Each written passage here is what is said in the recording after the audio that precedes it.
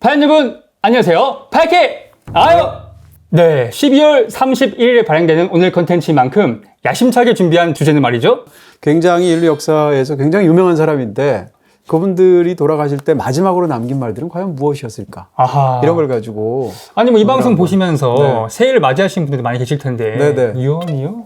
올해 뭐 마지막 방송이기도 하고 또 이제 메멘토 모리라고 해서 죽음을 기억하라, 죽음을 생각하라라는 건데 어떻게 생각하면 한 해의 마지막에서 인류가 사실은 캘린더 문화로 12월 31일 다음에 1월 1일이 있는 것 자체가 상징적인 죽음을 만들어내는 인류의 어떤 습성이에요.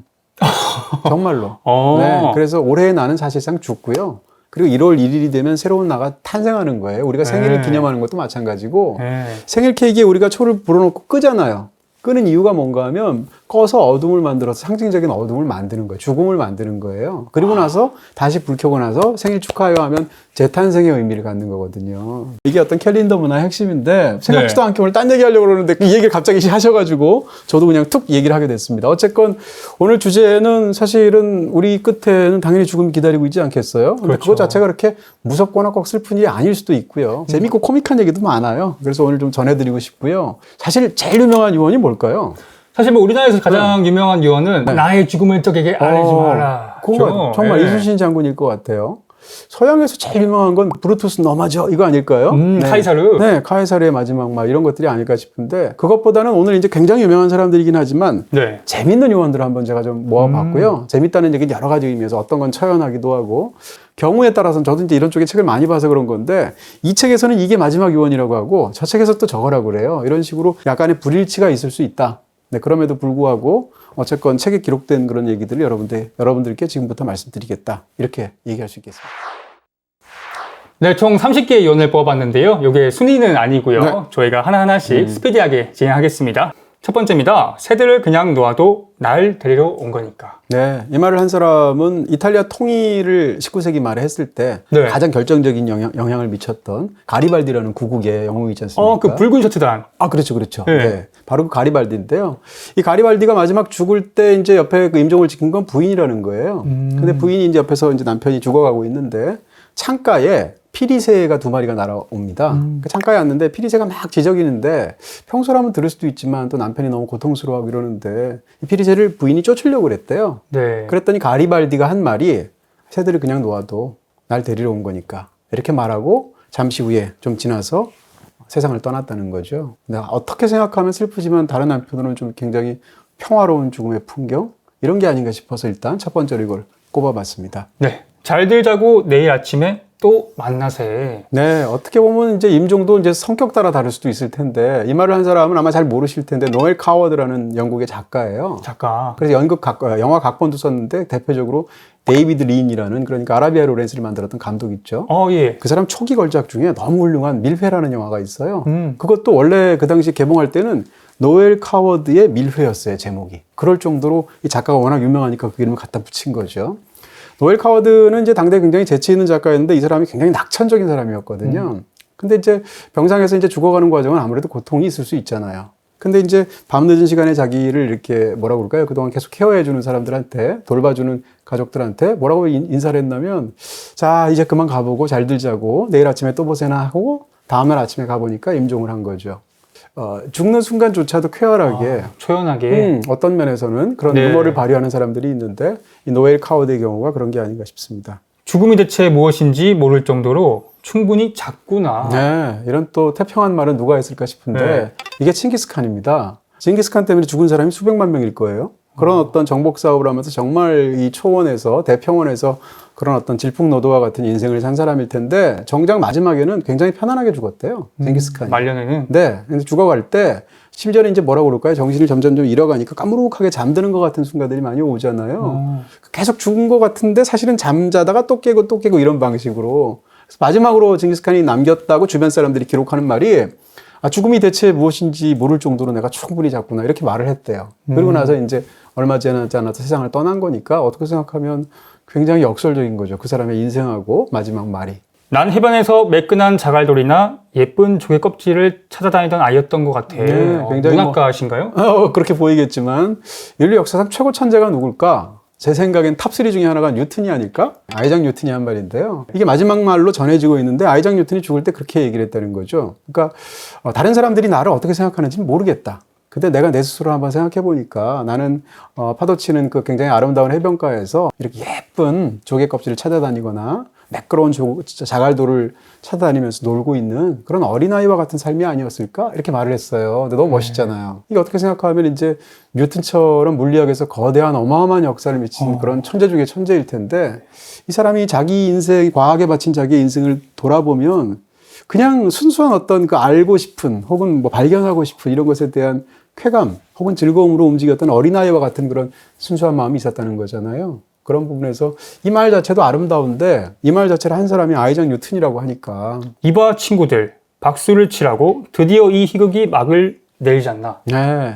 굉장히 유명한 사람인데요. 바로 네. 베토벤입니다. 베토벤이 이제 이 말을 했는데, 그러니까 옆에 친구들이 이제 임종을 지키기 위해서 주변에 있는 거죠. 네. 근데 거기다 이제 거의 마지막 순간에 한 말인데, 친구들 보고 박수를 치라고 얘기를 한 다음에, 자, 이제 드디어 이 희극이 막을 내리는 거야. 그러니까 자기 인생을 연극에 비유한 거죠. 그러면서 약간 뭐라고 그럴까요? 스스로 약간 관조적으로 말을 한 건데, 우리가 흔히 이제 인생 자체를 연극에 비유하는 경우가 많잖아요. 자기 삶을 마치 희극에 비유를 해서 이 말을 했다는 거죠. 굉장히 인상적이고요. 사실은 공식적으로 베토벤의 가장 마지막 말은 너무 늦었어라는 말인데 그 바로 직전에 했던 이 말이 인상적이어서 오늘 한번 그렇게 가져와 봤습니다. 네, 사실 베토벤이 청각장애도 있었고 말년이 많은 질병들에 고통스러웠죠. 고통스러워 하셨었는데 이렇게 또 유언을 어떻게 보면 약간 거장이 남길 만한 멋진 말이잖아요. 악성이죠. 예. 네, 그런 부분에서 저런 말들을 보면 뭐라고 그럴까 약간 위안이 되는 것도 있어요. 죽음이 참 힘든 일이지만 그래도 인간이 어떻게 마지막 순간에 이런 식의 위험이나 이런 것들을 확보할 수 있는 그런 존재이기도 하구나라는 생각이 들죠. 죽으면 제대로 늙겠지. 이건 뭔 얘기죠? 이제 유머러스한데 이 네. 말을 한 사람이 누군가 마리아 테레지아예요. 그러니까 마리아 테레지아면 18세기 합스부르크 왕가의 최고 여제라고 보통 얘기하게 되는데 아, 그 당시에는 이제 여성이 신성 로마 제국의 황제가 될 수 없는 시대이기 때문에 아마 제가 알기로는 남편을 이제 형식적으로 황제 자리에 놓고 자기는 이제 황후였지만 사실상 여제예요. 이 사람 자체가 황제예요.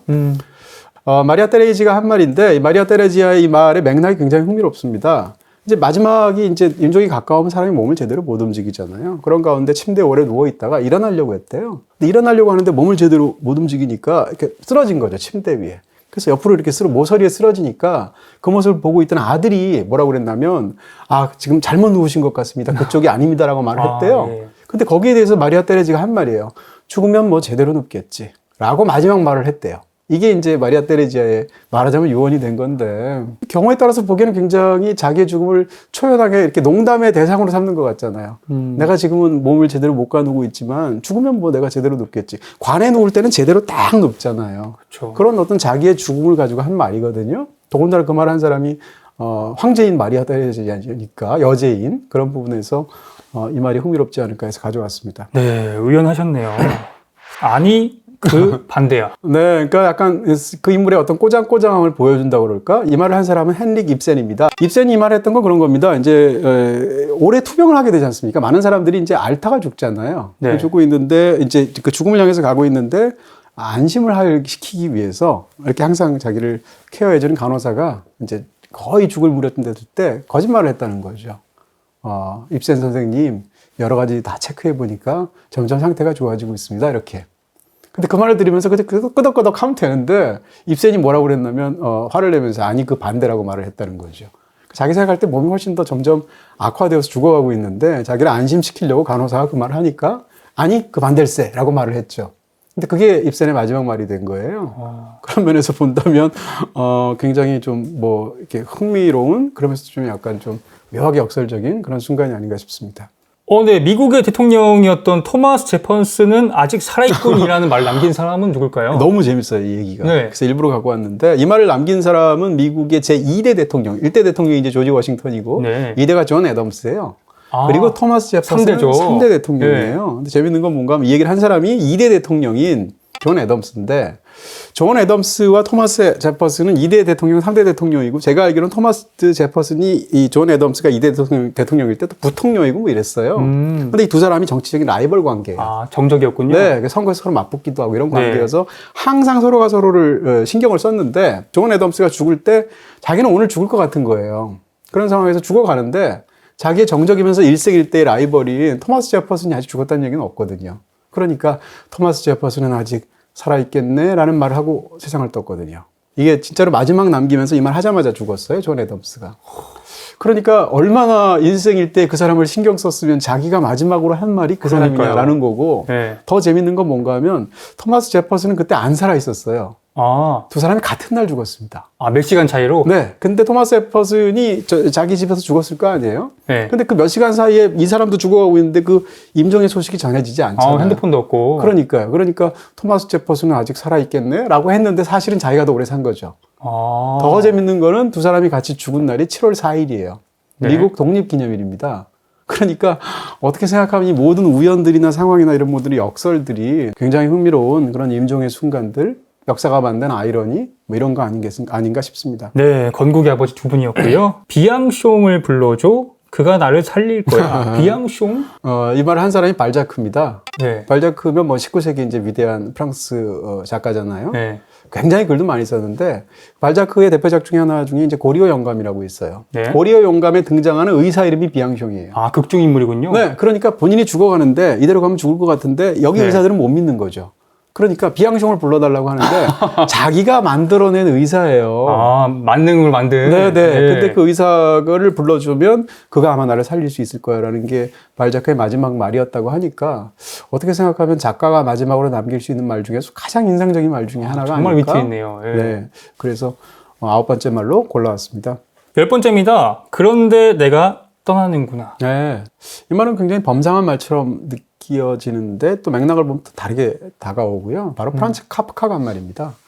카프카는 이제 굉장히 일찍 세상을 떠났고 또 이제 이 병으로 많이 고통받은 사람이거든요. 근데 마지막 죽는 순간에 이제 자기의 절친이 자기의 임종을 보았는데 너무 괴로워하면서 제발 내 곁을 떠나지 말아달라고 프란츠 카프카가 친구한테 말을 하게 되는데 그 친구가 결연한 태도로 그래 나는 네 곁을 절대 떠나지 않을 거야 라고 했는데 거기에 대해서 프란츠 카프카가 마지막으로 근데 네가 안 떠나는데 내가 떠나는구나 라고 하고 나서 세상을 떠났다는 거예요. 그러니까 어떻게 생각하면 뭐라고 그럴까요? 굉장히 좀 처연해지는 순간이잖아요. 더군다나 그게 너무나 20세기에 나온 작가들 중에서 많은 사람들이 좋아하는 또 카프카의 말이니까 또 그렇게 해서 굉장히 인상적인 순간이 되지 않았을까 싶습니다. 나는 죽음이 전혀 두렵지 않다고 말씀하신 이 위인은 누구시죠? 네. 이 사람도 정말로 과학사 최고의 천재 3명 중에 한 명이 아닐까? 찰스 다윈입니다. 네. 다윈이 한 말인데, 찰스 다윈이 이제 임종을 맞기 하루 전에 의식을 잃었다는 거죠. 많은 분들이 이제 세상을 떠날 때는 이제 의식을 잃는 순간들 같은 게 오잖아요. 의식을 잃은 게 하루 전날이었는데, 하루 전날에 마지막으로 남긴 말이 나는 죽음 앞에서 절대 두렵지 않다고 말을 했대요. 근데 이제 찰스 다윈은 말년에 굉장히 조용하게 살았거든요. 이 사람이 진화론에 관한 이제 종의 기원을 쓰고 나서 영국의 지성계가 완전히 정말 발칵 뒤집혔잖아요. 네. 근데 찰스 다윈이 굉장히 조용한 성격이니까 말년에는 이런 것들로 떠나서 시골 마을에서 조용하게 살았어요. 그러다가 이제 이런 죽음을 맞게 된 건데 어찌됐건 마지막 순간에 이런 말을 남겼다는 것은 뭐라고 그럴까 이런 거인의 마지막 말로 너무 잘 어울려 보이잖아요.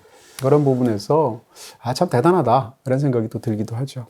유언은 살아있을 때 제대로 말하지 못한 바보들이나 하는 것이 바로 마르크스가 한 말입니다. 혁명가. 네, 칼 막스가 한 말인데 칼 막스는 살아생전에 뭐라고 그럴까요? 이제 거대한 어마어마한 업적을 남겼죠. 자본론을 포함해서. 근데 이 얘기를 또 누구한테 했냐면 자기의 어떤 그런 동지라고 말할 수 있는 엥겔스한테 한 말이에요. 엥겔스한테 무슨 말을 했냐면 엥겔스가 마지막으로 남긴 말이 없겠니? 라고 친구이면서 자기 어떤 동지잖아요. 엥겔스가 그 말을 했을 때 마르크스가 유언 같은 건 살아있을 때 충분히 다 못한 그런 바보들이나 하는 거지. 나는 유언 따윈 남기지 않아. 유언 집어치워. 네, 그게 유언이 된 거죠. 네. 그런 부분에서 어떻게 보면 이 마르크스라는 사람이 얼마나 강한 사람인지를 사실 보여주는 거죠. 그런 부분에서 마르크스다운 그런 또 마지막 말이 아니었을까 싶기도 하네요. TV 모든 방을 가볍게 너무나 들다. BTV 에어 위대한 예술가가 죽고 세상은 혼란스러워지는 네. 거나 얼마나 위대한 예술가신가요? 글쎄 말이에요. 이 네. 정도쯤 되면 무슨 뭐 반고흐라든지 피카소급 되는. 네, 뭐 이런 사람일 것 같은데 네. 네로 황제입니다. 이 네로 황제는 사실은 본인 스스로가 황제도 황제지만 자기를 예술가로 생각했어요. 일단 시인, 그 다음에 뭐 예를 들면 건축가 그런 걸로 자기를 생각했어요. 그리고 또 자기를 운동선수로도 생각했어요. 전차 경주를 굉장히 좋아했다고 하는데 그렇게 해서 자기를 이제 그런 쪽으로 특화된 사람으로 생각했는데 이런 위대한 예술가를 몰라봐주고 백성들이 반란을 일으켜서 지금 자기를 죽이러 오고 있거든요. 그런 상황에서 잡히면 처형되잖아요. 그러니까 네로는 자기 목에 단도로 찔러서 자살을 했거든요. 잡히면 죽으니까. 그러면서 마지막 난민말로 알려져 있습니다. 그러니까 뭐라고 할까요? 자아도취도 이 정도면 어마어마한 거죠. 네. 그리고 이제 자기를 위대한 예술가가 죽고 그런 어떤 이 어떻게 보면 이 세상의 혼란을 만들어내는 핵심은 자기인데 나의 죽음으로 인해서 세상이 혼란스러워진다고 말을 하고 있으니까 그럴 정도의 말이 네로의 말이라는 측면에서 네. 이 말이 굉장히 우스꽝스럽기도 하고 얼마나 주변에서 뛰어졌으면 관심배들이. 그 자체가 이제 권력의 횡포의 어떤 결과였겠죠. 어쨌건 뭐 그런 부분이 있습니다. 나는 천국이 아닌 지옥에 가길 원한다라고. 네, 엄청나죠? 야, 어떻게 죽을 때 이렇게 무서운 말을 할 수가 있을까요? 근데 이 말을 한 사람이 누군가면 심지어 마키아벨리입니다. 근데 마키아벨리가 이 말을 한 뒷얘기가 그러니까 마키아벨리랑 너무 인생이랑 잘 맞는 그런 멋진 말인 거예요. 멋지다는 얘기인지 약간 역설적인 의미인데 네.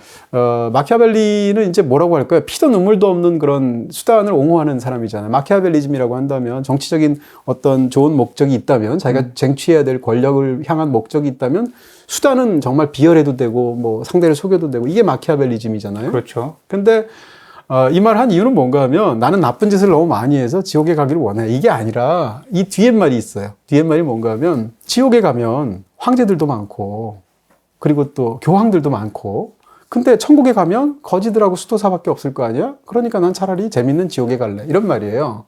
이 말을 뒤집어서 얘기하면 교황이나 황제들이나 뭐 군주들을 싸잡아서 비난한 말이죠. 니네들은 다 어차피 지옥 갈 놈들 아니야? 라는 얘기죠.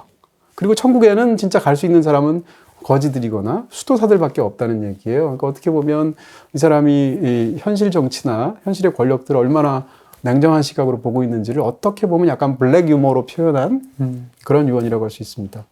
네, 다소 허무한 말이네요. 내가 가진 모든 것들이 이 한순간을 위한 것이었다니. 네. 근데 이 말을 더군다나 세상의 모든 것을 다 가진 사람이 말을 했다면 그 말이 더 허무하고도 더 강하게 오겠죠. 바로 엘리자베스 여왕이 한 말입니다. 엘리자베스 1세를 지금 생각하면 16세기에 사실상 그 당시의 유럽의 최강국은 스페인이었고 스페인의 무적 함대가 막 휩쓸던 시절에 스페인의 무적 함대를 격파시키고 대영 제국. 네, 대영 제국의 어떤 기초를 마련한 네. 그런 면에서 굉장히 중요한 역할을 했고 또 재위 기간도 길어요. 엘리자베스 여왕이. 그런데 그 사람이 정작 죽을 때 한 말인데요.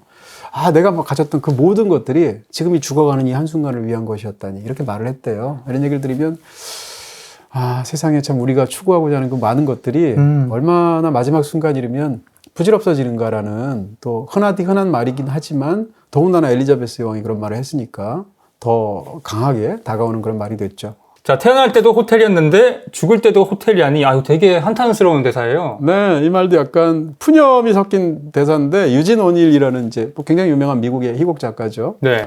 뭐 느릅나무 밑에 욕망 이런 작품을 썼던 굉장히 유명한 작가인데 이 사람이 태어날 때 부모님이 여행을 하다가 이제 호텔에서 아이를 급하게 낳은 거죠. 태어날 때. 네, 집에서 낳았거나 병원에서 낳은 게 아니고. 그래서 그 자체가 이제 본인 스스로가 인생에서 계속 컴플렉스로 생각했던 모양이에요. 자기 인생의 처음이 그랬으니까. 근데 죽을 때도 이 사람이 호텔에서 죽었거든요. 쓸쓸하게. 네, 그래서 이제 죽을 때 마지막으로 이 말을 했다는 거예요. 어떻게 보면 우연이죠. 우연이지만 그런 아이러니를 보여주는 또 굉장히 인상적인 유언이 아닌가 싶습니다. 하지만 참을성이 없는 나는 친구들보다 먼저 떠난다네. 굉장히 슬픈 마지막 말일 텐데 이 말 한 사람은 슈테판 츠바이크예요. 네. 슈테판 츠바이크는 이제 굉장히 뭐 유명한 오스트리아 작가였는데 이 사람이 이제 오스트리아를 나치가 집어삼키게 되잖아요. 2차 세계대전 때. 그런 어떤 기운이 있을 때 많은 유럽의 지식인들이 유럽을 탈출하죠. 이 사람도 마찬가지였고 슈테판 츠바이크는 이제 나치의 기운이 오기 바로 직전에 30년대 영국으로 이제 망명을 떠나게 되고 영국에도 어떻게 될지 모르는 상황이 되니까 다시 또 대서양을 건너서 미국으로 가게 되고 심지어는 미국에서 다시 한 번 더 브라질로 가게 돼요. 마지막엔 브라질에서 있었는데 이 사람이 죽은 게 뭐 42년도인가 41년도인가 아마 그럴 거예요. 다시 말하면 나치 독일이 가장 강할 때 자살해서 죽었거든요. 근데 죽을 때는 이 사람은 너무 세계의 운명에 대해서 절망적이었고 또 슈테판 츠바이크가 또 우울증도 있었어요. 이런 여러 가지 이유로 마지막 말에 이런 말을 했는데 이 앞에 어떤 말이 있냐면 그 말까지 알면 더 처연해지죠. 앞에 무슨 말을 했냐면 마지막으로 글로 남긴 거예요. 나의 모든 친구들이여 당신들은 긴 어두운 밤을 지나서 반드시 떠오르는 붉은 태양을 맞이할 수 있기를.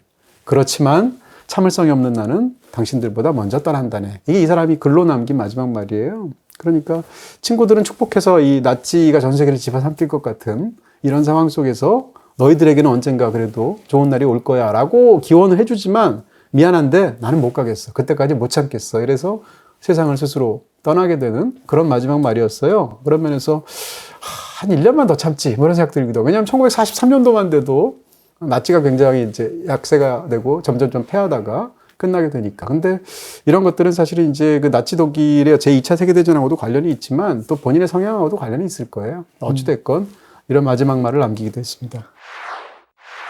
내 목은 짧으니 조심스럽게 해주게. 자네의 명예가 걸릴지 않나. 네. 재판에서 처형당하는 느낌인데요. 바로 그렇습니다. 근데 이런 말을 보면 진짜 모든 사람들이 죽음 앞에서 벌벌 떨다가 죽는 건 아니구나. 저는 약간 위로가 돼요. 이런 말들을 보면. 이 말 한 사람은 토마스 모어입니다. 그러니까 유토피아. 네, 유토피아를 쓴 토마스 모어인데 토마스 모어는 그 자신이 이제 정치가이기도 했고 네. 이때가 이제 헨리 8세 시대거든요. 네. 헨리 8세가 이제 이혼을 하려고 했잖아요. 자기 캐서린하고. 근데 캐서린하고 이혼을 하고 앤 볼린이라는 여자랑 이제 결혼을 하려고 하는데 당신은 이제 가톨릭이 지배하던 세계니까 교황이 허락을 해줘야 돼요. 근데 가톨릭에서 이혼을 허락을 하지 않았거든요. 그때는 헨리 8세가 초강수를 두죠. 그러면 나는 영국 교회 수장이 되겠다라고 해서 만들어진 게 바로 우리가 알고 있는 성공회의 시작이에요. 네. 영국 국교회. 근데 거기에 대해서 영국의 어떤 그 신하들, 귀족들이 다 찬성한 건 아니거든요. 그 중에 그 태도에 대해서 냉렬하게 비판한 사람 중에 하나가 바로 토마스 모어였고요. 이런 부분에서 자기를 계속 비판하게 되니까 결국은 반역죄로 몰아서 처형을 하게 됩니다. 근데 그 처형을 당하면서 한 말이에요. 그러니까 사형 집행수한테 했는데 토마스 모어가 목이 잘려서 참수당해서 죽었거든요. 그러니까 바로 마지막 죽기 직전에 사형 집행인한테 이렇게 말을 했어요. 내가 목이 좀 짧거든? 그러니까 조심해서 쳐. 왜냐하면 당신 사형 집행인인데 제대로 못 치게 되면 당신 평판에 금이 가잖아. 라고 농담을 한 거예요. 그러니까 이쯤 되면 대단한 사람이죠. 마지막 순간에 보여줄 수 있는 위트도 있고요. 이 안에는. 그리고 어떤 결연한 결기 같은 것도 있고 이 사람이 얼마나 자기 신념을 고수하면서 단단한 사람인지를 보여주는 거잖아요. 그런 측면에서 굉장히 인상적인 마지막 유언입니다. 내 잘린 머리를 사람들에게 보여주시오. 이제 공화국엔 더 이상 머리가 없을 테니. 네. 정치운동 하시는 분이셨나요? 프랑스 대혁명 때 얘기입니다. 아. 프랑스 대혁명을 이제 뭐라고 할까요? 주도한 많은 사람 중에 대표적인 두 명이 있다면 그 자코뱅 중에서도 이제 온건파가 있었고 급진파가 있단 말이에요. 온건파의 거두가 당통이라는 사람이고 급진파의 거두가 그 유명한 로베스피에르예요. 근데 이 말은 당통이었습니다. 당통이 자기 자체가 프랑스 혁명의 핵심적인 역할을 한 사람인데 급진파인 로베스피에르한테 몰려서 처형 단두돼서 결국은 죽었거든요. 형장에 끌려가는데 끌려가다 보니까 저 멀리서 자기를 쳐다보고 있는 로베스피에르를 본 거죠. 바로 직전까지는 서로 굉장히 뭐라고 할까요? 혁명 동지라고 볼 수도 있잖아요. 근데 자기를 지금 죽이는 거잖아요. 그래서 로베스피에르한테 저주를 하면서 내가 지금 형장에 끌려가서 죽게 되지만 딱 4개월이 지나면 너도 역시 똑같이 나처럼 죽을 거야 라고 말을 했대요. 그리고 나서 형장에 끌려가게 되었고 처형이 되게 됐는데 역시 자기를 처형하게 된 단두대를 조작하는 사람한테 이 말을 했대요. 뭐라고 했냐면 어차피 단두대로 참수를 하게 되면 머리가 잘릴 텐데 이 머리를 그냥 버리지 말고 사람들한테 시민들한테 보여주라는 거예요. 왜냐하면 이제 앞으로 내가 공화국에서는 머리가 없을 테니까. 그러니까 자기가 사실은 혁명에서의 제대로 된 이성적인 판단하는 사람이었다는 거죠. 근데 나를 죽이니까 이제 공화국에서 프랑스 혁명은 머리가 없는 신세하고 똑같다라는 말을 결연하게 했던 그런 마지막 말이고요. 더 흥미로운 것은 정확하게 4개월 뒤에 로베스피에르도 똑같이 죽습니다. 네. 정확히 4개월 뒤에. 뭐 예언처럼 되어버렸는데 사실은 프랑스 대혁명에서 일어났던 수많은 아이러니하고 굉장히 기가 막힌 순간들이 있지만 그 한 극점을 보여주었던 당통의 마지막 말이 아니었는가 싶습니다. 미안해요. 고의가 아니었어요. 요거 죽기 전에 하는 말 맞나요? 그러니까 이제 이런 게 뭐라고 그럴까요? 마지막 순간의 말이라서 더 인상적으로 남는 건데 이 말을 한 사람은 역시 프랑스 혁명에 처형되었던 마리 앙뚜아네트가 말입니다. 마리 앙뚜아네트는 마지막 순간에 남편이 먼저 죽었죠. 루이 16세가 먼저 처형이 됐고요. 그로부터 이제 얼마 지나서 이제 마리 앙뚜아네트가 단두대에서 죽게 되는데 마지막 순간에 이제 단두대로 목을 내밀러 가야 되잖아요. 끔찍한 순간이잖아요. 가다가 그걸 사형을 집행하는 형리의 발을 밟았대요. 이렇게 너무 당황스럽기도 하고. 발을 밟고 나서 자기는 잠시 후에 목이 잘려 죽잖아요. 그리고 더군다나 바로 직전까지는 자기는 사실은 왕후였잖아요. 그럼에도 불구하고 그 순간 발 밟아서 미안하다고 형님한테 사과를 했대요. 품위를 지키려고 했던 건가요? 그럴 수도 있고 이 사람 자체가 얼마나 그런 태도가 몸에 익은 사람인지 보여줄 수도 있고 또 마지막 순간이 됐을 때 어떤 사람의 어떤 모르는 부분이 툭 튀어나오는 걸 수도 있고 어쨌건 그런 과정에서 미안해요. 내가 고의로 밟은 게 아니에요 라고 말을 했는데 그게 마지막 남긴 말이 되니까 굉장히 또 역설적으로 강렬하게 우리한테 남는 말이 되지 않았나 싶습니다. 근데 이분은 되게 계획적으로 돌아가신 것 같네요. 네. 나와 아내의 시체가 잘 탔는지 꼭 확인해주게. 네, 누군지를 알면 이제 분이라고 말하실까 싶기도 한데요. 네. 히틀러입니다. 놈이네요. 네. 네. 뭐 히틀러가 이제 벙커에서 마지막으로 이제 숨어서 마지막 최후의 나라들을 보냈죠. 2주 정도를. 근데 보내고 있을 때 소련군이 점점 쳐들어오잖아요. 그런 상황에서 누가 봐도 이제 폐쇄기 짚고 죽을 수밖에 없다고 생각하니까 히틀러가 마지막 순간에 자살을 하죠. 그래서 자기의 부인인 에바 브라운도 죽고 그 다음에 본인은 이제 권총 자살을 하고 해서 죽게 되는데 이 말을 괴벨스한테 했어요. 괴벨스한테 이 말을 하면서 내가 이렇게 자살해서 죽을 텐데 나하고 아내의 시체가 적들한테 눈에 띄지 않게 해달라. 그러니까 쉽게 얘기해서 불을 질러달라. 이렇게 얘기를 했죠. 게벨스도 곧 죽을 사람이었는데. 그렇죠. 예. 네. 근데 괴벨스가 실제로 히틀러가 죽은 다음에 그 전시 상황, 이거 최악의 상황이잖아요. 독일 네. 입장에서는. 네. 그러니까 휘발유가 별로 없는 거예요. 그런데 차에 넣는 것들 등등등 해서 기름들을 수거해 와서 수십 리터를 히틀러하고 에바 브라운한테 쏟고 실제로 불을 질렀죠. 그렇게 해서 결국은 이 연합군 입장에서는 온전한 시체를 얻지 못한 거죠.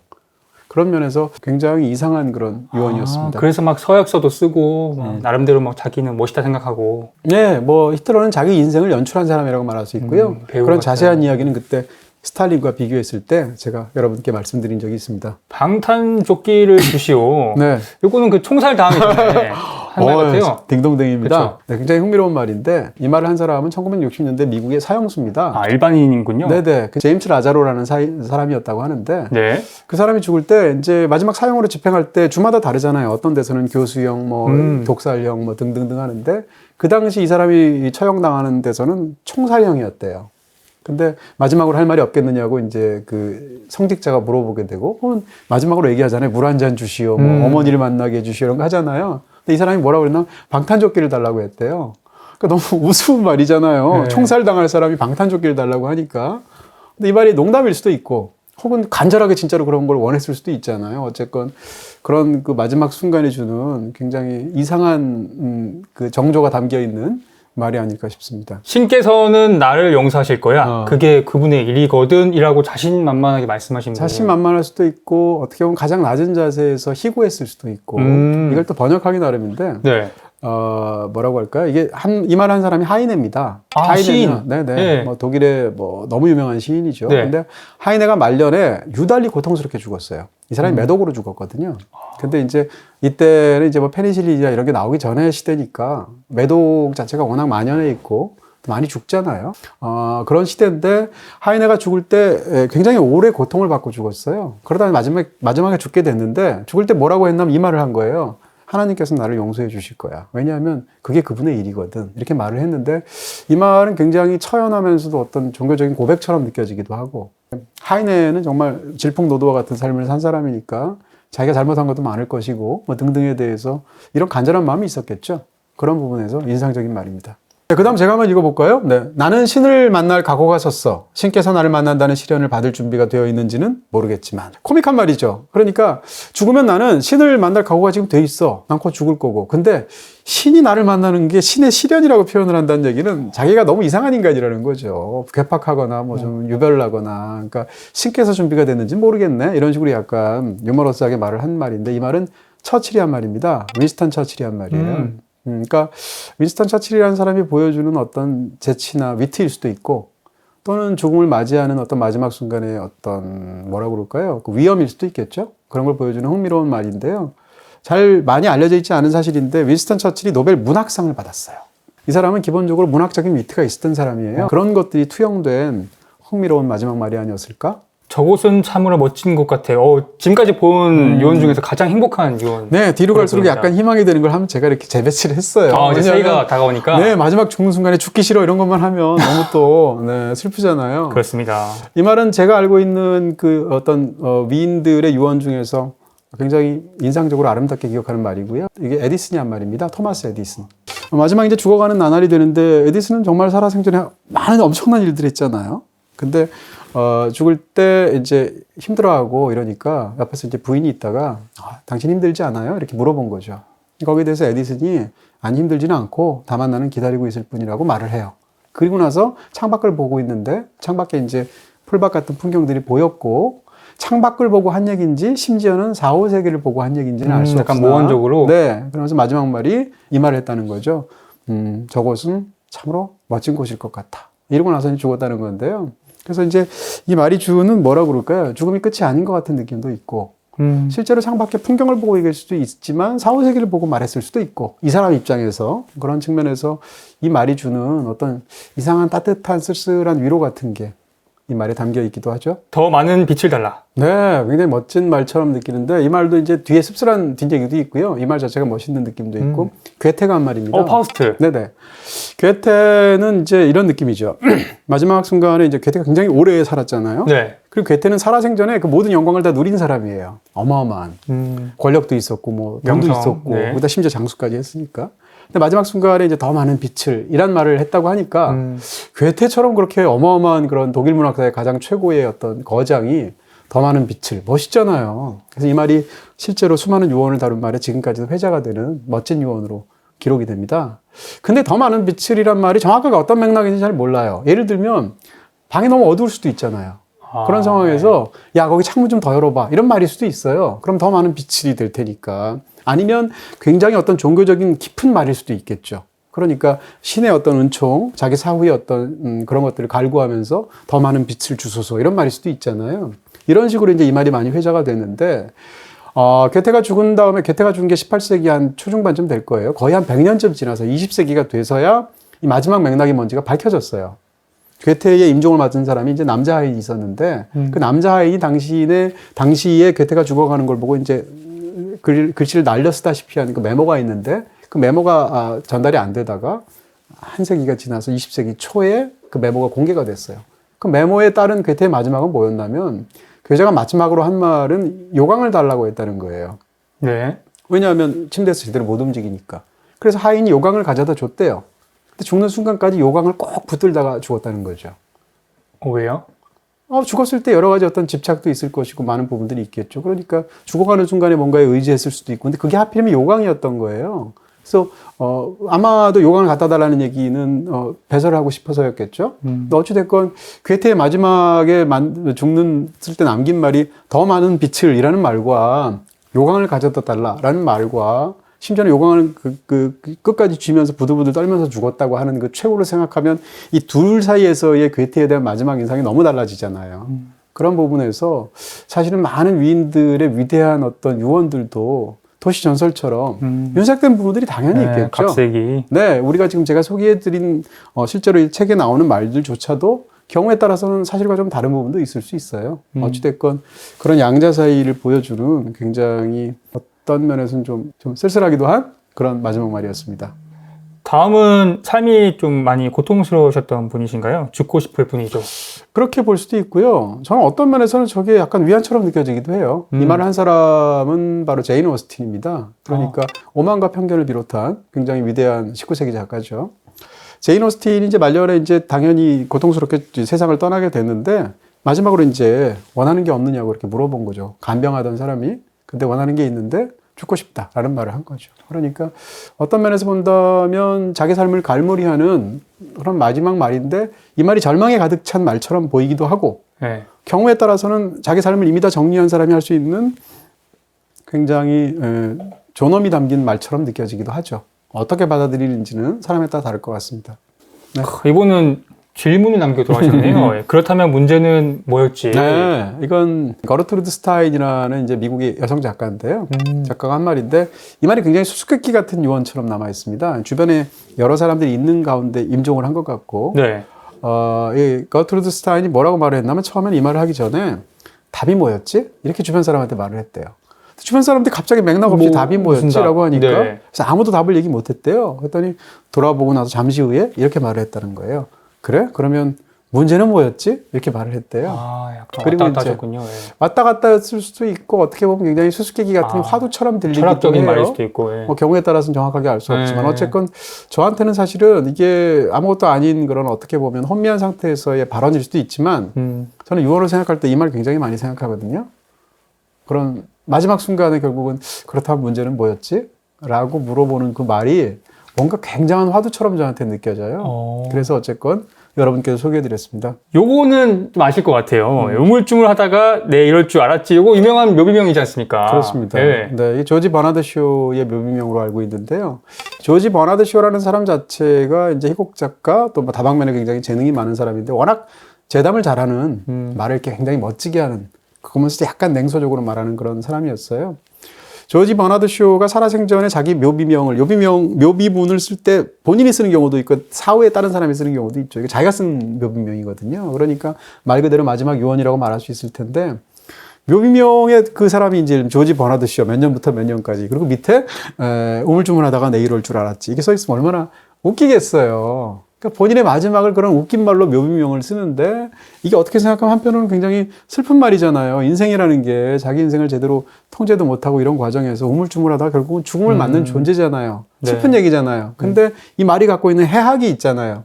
그런 부분에서 참 작가가 남기는 묘비명 중에 거의 최상급에 해당하는 좋은 묘비명이 아닐까라고 개인적으로 생각하고요. 이 말이 워낙 그 멋진 말이어서 예를 들면 이기호 작가 같은 경우에 책 제목을 여기 살짝 바꿔서 갈팡질팡으로 바꿔서 책을 내기도 했어요. 책 제목이 뭐 갈팡질팡하다가 내일 올 줄 알았지라는 책도 있고 굉장히 유명한 묘비명입니다. 살고 쓰고 사랑했노라. 네, 너무 멋지죠. 네. 그리고 마지막에 꼭 이런 말들 넣어야 좀 위안이 되시지 않을까? 저도 마찬가지인데.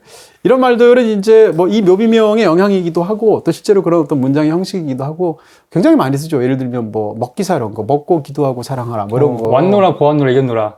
뭐 그렇게 볼 수도 있겠네요. 그 좀 경우는 좀 다른가요? 다르지만 예. 그게 훨씬 더 먼저겠네요. 그거는 이제 카에사르가 한 말이니까. 네. 이 말을 한 사람은 누군가 하면 스탕달입니다. 그러니까 적과학을 썼던 프랑스 작가죠. 네. 스탕달이 이 말을 했는데 스탕달이 말로 한 게 아니라 묘비명에 들어간 말이에요. 근데 누군가를 참배하러 갔다고 쳐보세요. 내가 좋아하는 작가고 혹은 위인이고 혹은 누구든 간에. 근데 거기에 살고 쓰고 사랑했노라 이렇게 보면 경건해지면서 너무 위로를 받을 것 같아요. 네, 뭔가 후회 없는 삶에 대한 만족이 네네네. 느껴지는 느낌이. 그렇죠. 산다는 것은 뭐 인간이 태어났으면 누구나 다 사는 것이고 쓴다는 것은 그 사람의 의지로 했던 자기 일생 일등의 과업일 거고 거기다가 사랑까지 했다는 거 아니에요. 어차피 이 생이라는 건 끝나기 마련이지만 그래도 결국 인간은 살 수 있고 쓸 수 있고 사랑할 수 있는 존재가 아닌가 그런 생각을 하는 굉장히 아름다운 묘비명인 것 같습니다. 네, 오늘 드린 말씀들은 다 이제 이 책에서 본 것들입니다. 그렇죠. 사실은 두세 권을 더 봤는데요. 일단 그래도 많이 도움받은 책들을 골라왔고요. 네. 먼저 이원이라고 제목이 아예 붙은 157명의 이제 위인들의 이야기를 마지막 말과 함께 관련된 이야기를 조금 썼던 그런 책에서 많은 도움을 받았고요. 최후의 말이라는 건데 이거는 그야말로 거의 마지막 유언만 거의 짤막짤막하게 모아둔 책이에요. 그래서 여긴 157이라면 여기서는 수백 명이 되겠죠. 그렇게 되어 있는 책입니다. 역시 권해드리고요. 인생 열전이라는 책인데 묘비명만 모아놓은 책입니다. 유명한 사람들의. 여기서 아까 말씀드렸던 이 두 가지의 말들을 뽑아서 여러분에게 말씀을 드렸고요. 묘비명에 관해서 정리해 놓은 책이고 상대적으로 훨씬 더 이야기 중심적으로 풀어놓은 책인데요. 명사들이 마지막 남긴 말이라는 책까지 4권을 소개해드립니다. 네, 평론가님. 제가 어쨌거나 영화 방송 아니겠어요? 네. 영화 추천해 주시겠어요? 그럼요. 네, 여기도 이제 관련된 영화들이 많을 텐데요. 그렇습니다. 일단 아까 유언 중에서 초반에 제가 그런 말 했었잖아요. 잘 자고 내일 또 보게나 이런 굉장히 낙천적인 말을 했다는 사람이 노엘 카워드인데 노엘 카워드 아까도 말씀드렸지만 가장 유명한 또 관련된 영화는 밀회라는 작품이에요. 이 영화 나온 지가 진짜 거의 뭐 한 8, 90년이 됐음에도 불구하고 너무 훌륭한 작품이고요. 여러분께 꼭 권해드리고 싶은 멜라 영화입니다. 고전 중에 고전이고요. 또 한편은 아까 여기서 얘기했던 28번 그렇다면 문제는 뭐였지라는 말을 한 게 이 거르투드 스타인이라는 사람인데요. 그 사람이 영화에 직접 그 사람 역으로 다른 배우가 연기해서 나온 영화가 있어요. 그게 미드나잇 인 파리고요. 미드나잇 인 파리는 이제 1920년대 프랑스를 무대로 한 거잖아요. 거기에 이제 해밍웨이도 나오고 수많은 사람들이 나오는데 그 중에서 캐시 베이츠가 연기한 사람이 바로 거르투드 스타인입니다. 그러니까 그런 어떤 맥락에서 보시면 또 그 영화 많은 분들이 좋아하시니까 그 영화 또 추천해 드립니다. 네, 평론가님께서 말씀 주신 두 편의 영화 모두 BTV에서 보실 수 있고요. 영화 원정액 5,000에 가입하시면 무제한으로 감상하실 수 있습니다. 네, 이렇게 올 한 해 마지막 방송 어떠셨어요? 네, 올 한 해 진짜 가장 제 활동과 관련해서 인상적이었고 가장 많은 힘을 쏟았던 것, 또 가장 즐거웠던 것은 정말로 파이아케아였어요. 파이아케아 본진이셨죠? 네, 너무 다들 즐거웠고 스태프분들 또 홍현 씨 등등등까지 많은 분들 너무 고생해 주셨고 무엇보다도 이 방송 열심히 봐주신 여러분들께 각별한 감사의 말씀 드립니다. 감사합니다. 고맙습니다.